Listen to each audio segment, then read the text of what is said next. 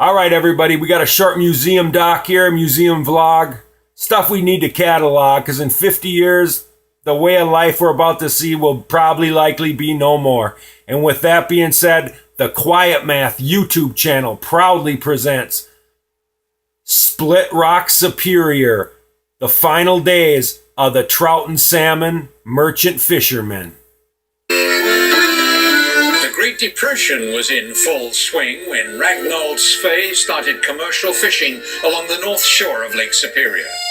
His son Walter, who's now 82 years old, recalls the good old days when he was just a kid and the lake teemed with fish. At one time, it was over 400 commercial fishermen from Duluth to the Canadian border.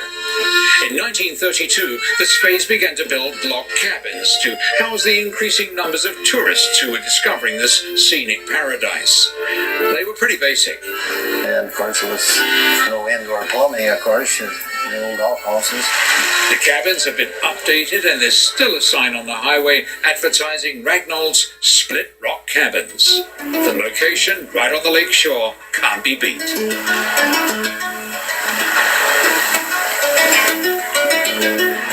These days, Walter Sve and his 40-year-old son Eric still go out in search of fish on the icy waters of Lake Superior. It's only early June here along the North Shore, and it's cold. The other morning we went out, I had to dump some warm water down the bottom of the boat because it was so icy.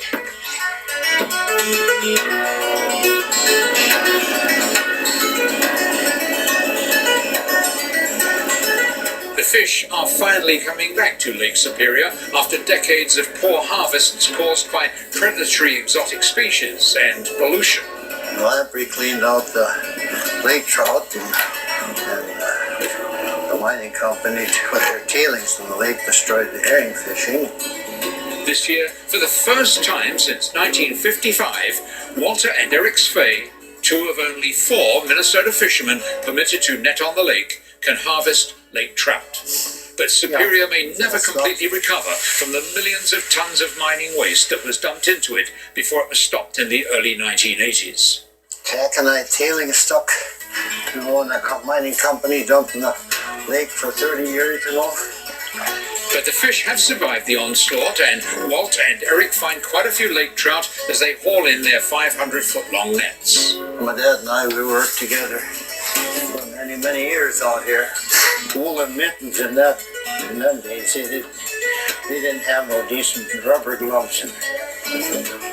It only takes a couple of hours to harvest the fish from 3 sets of nets, and the old man and his son, who will keep this traditional way of life going, head back to the dock.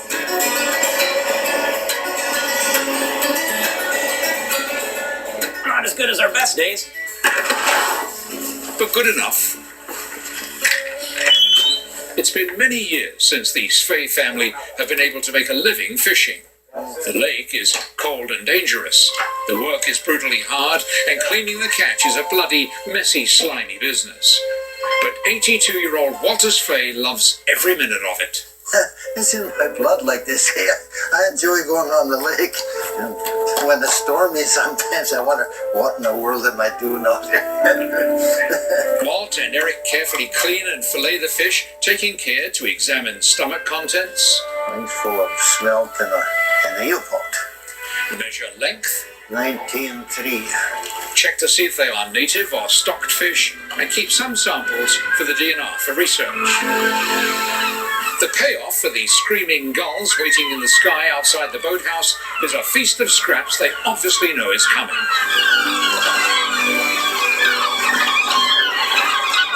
The resulting feeding frenzy is over in seconds, and there's nothing left.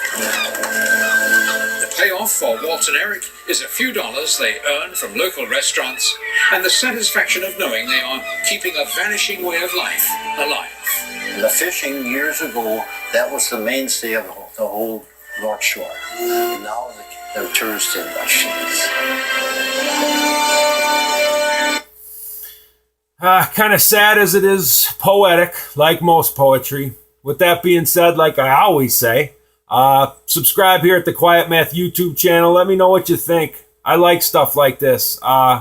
This is the stuff we need to catalog and make sure we have a memory of.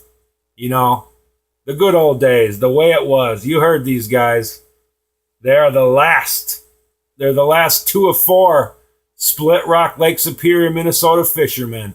And that's not the Midwest. That's high north. High north. 4-hour drive from the Twin Cities. Subscribe to the Quiet Math channel. Quiet Math YouTube channel. I can't even talk. But subscribe here. We're big on the truth and we're big on history. That's what you need to know. With that being said, the saga continues.